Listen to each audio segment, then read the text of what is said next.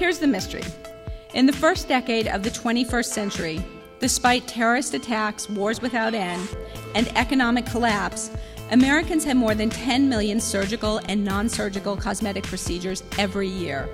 How are Americans paying for cosmetic surgery?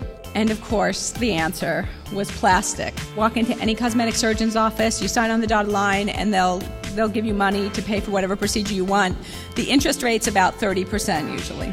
They were not operating on the rich and famous, they were operating on regular, ordinary Americans like me.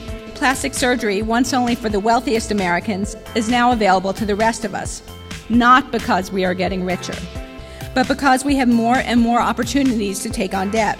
In 1978, there was the Marquette banking decision, and what that did was it allowed banks to charge any interest rate the market would bear on credit cards. That same year, Dallas became the #1 show on television.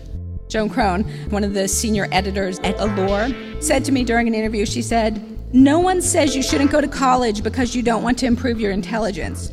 What's the difference between a facelift and college? People know they'll keep their jobs if they make themselves look better." Then I looked at O Magazine, which is Oprah's magazine, which started with Botox advertisements in 2000. It's a young black woman, and it says, "Botox, it's all about freedom of expression." Which is funny, because once you do Botox, you can't actually express emotion.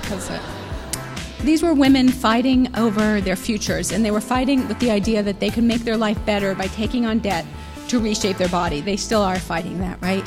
And in this sense, cosmetic surgery is the subprime mortgage of the body.